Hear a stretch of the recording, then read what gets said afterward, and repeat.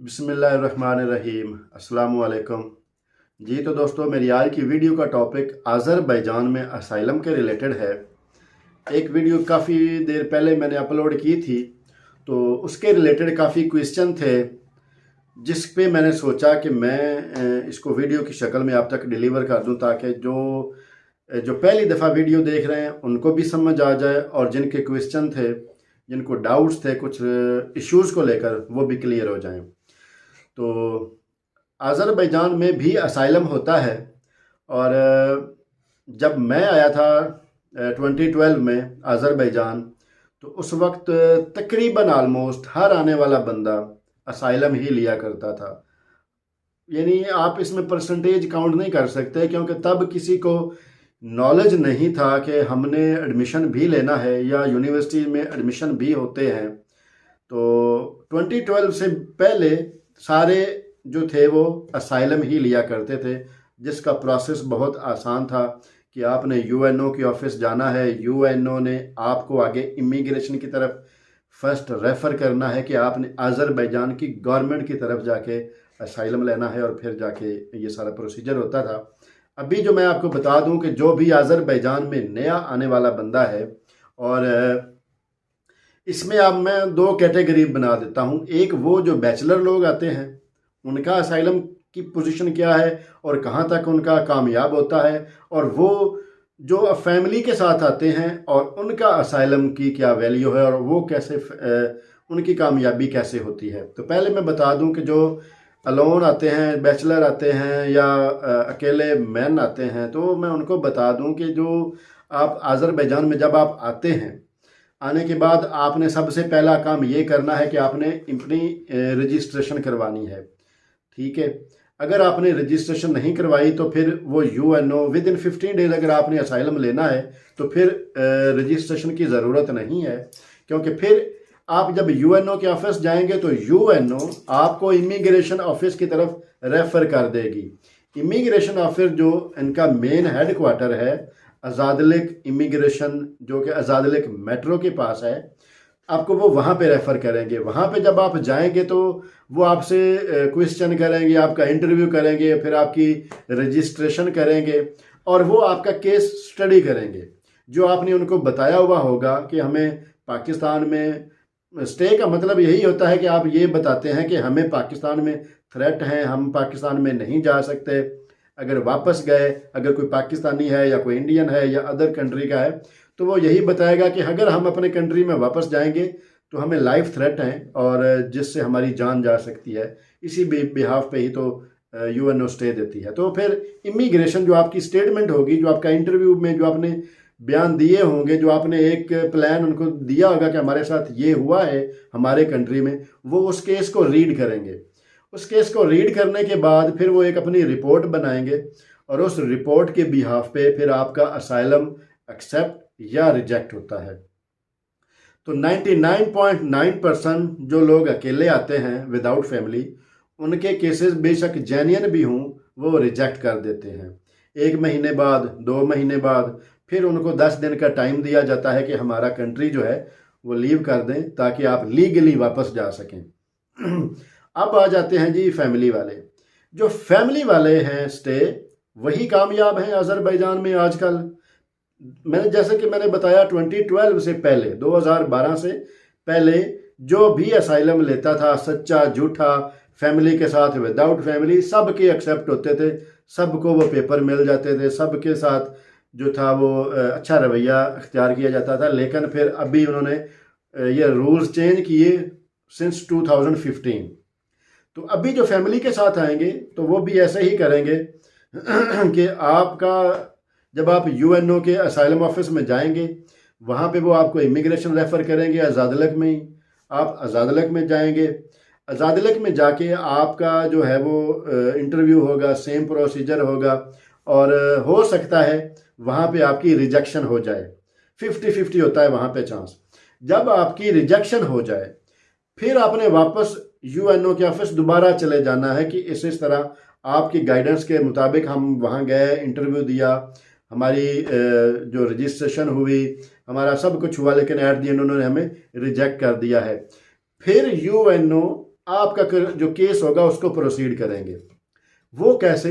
UNO में 2-3 जो होते हैं उनके लॉयर होते हैं, वो फिर उन्हीं के यूएनओ की तरफ से ही लॉयर प्रोवाइड किया जाता है, और फिर आप उस लॉयर को इंटरव्यू देते हैं और उस लॉयर को अपनी स्टोरी सुनाते हैं, और वही स्टोरी वो एक पेपर पे लिखता रहता है, एक समरी बनाता है, और फिर यूएनओ के जो ऑफिस होता है उसमें वो सबमिट करवा देता है, जिसकी बिना पे आपका केस अप्रूव हो जाता है।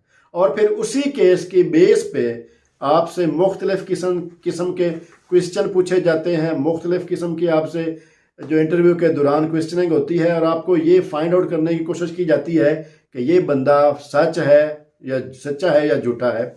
फिर उसके बाद फिर यूएनओ एक रिपोर्ट बनाती है, और वही यूएनओ फिर जो जिस कंट्री का होगा, सपोज दैट अगर वो पाकिस्तानी है तो जो पाकिस्तान में यूएनओ काम कर रही है उसको ये केस रेफर करेंगे कि इस केस की आप सच्चाई पता करें, और फिर आप बताएं कि ये केस जो है सच्चा है या झूठा है। फिर उसके बिहाफ पे उसका केस अप्रूव होता है। अगर सच्चा होगा तो उसका केस अप्रूव हो जाएगा, और उसको यूएनओ एक कार्ड बना के दे देगी, जो कि 1 साल का, 2 साल का, समटाइम 5 साल का, और उसके बिहाफ पे आप अज़रबैजान में बिज़नेस कर सकते हैं। अगर जॉब मिल जाए जॉब कर सकते हैं, लेकिन अगर आपका केस फेक है तो फिर आपको वो सॉरी करेंगे कि आपका केस फेक है, आपको टाइम दे देंगे।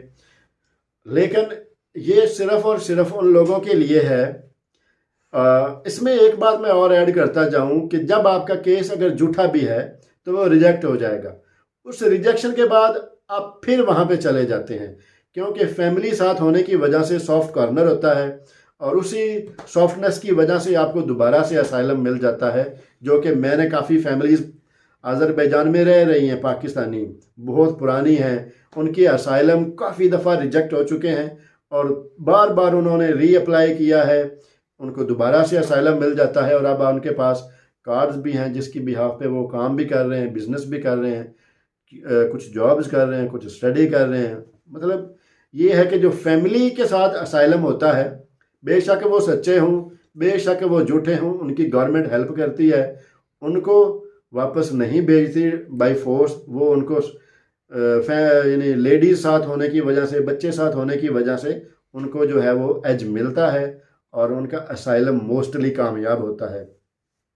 अब आ जाते हैं कि जी असाइलम के होने के बाद, अप्रूव होने के बाद, क्या वो अज़रबैजान से अदर कंट्री थ्रू यूएनओ वो जा सकते हैं? जैसे कि 3 ऑप्शन दिए जाते हैं इंटरव्यू में कि आपने अमेरिका जाना है, अगर आप यहाँ अनकम्फर्ट फील करेंगे, आपने अमेरिका जाना है, कनाडा जाना है, यूके, यूएसए, जर्मनी, फ्रांस, कोई भी आप 3 ऑप्शन देते हैं।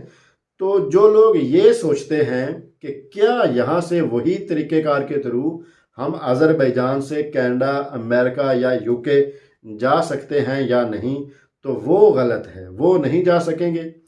ये अगर आपको कोई इन्फॉर्मेशन बताए या आपको कोई ये बुलाकर ले आए कि हम ऐसे करके, आगे जो लॉयर होते हैं उनको पैसे देकर, उनको कुछ खिला पिला कर हम आपका केस अप्रूव करवा के हम यहाँ से करवा देंगे, तो वो नहीं है, ऐसा नहीं हो सकता। जैसा कि मैंने बताया 2012 से पहले काफ़ी चीज़ें थीं जो कि काफ़ी फैमिलीज़ ऐसी थी जिन्होंने इंटरव्यू दिए, पास हुए थे, उनको बाकायदा यूएनओ की तरफ से पैसे भी मिलते थे थोड़े बहुत, वो तो बराए नाम ही पैसे थे, लेकिन पैसे भी मिलते थे।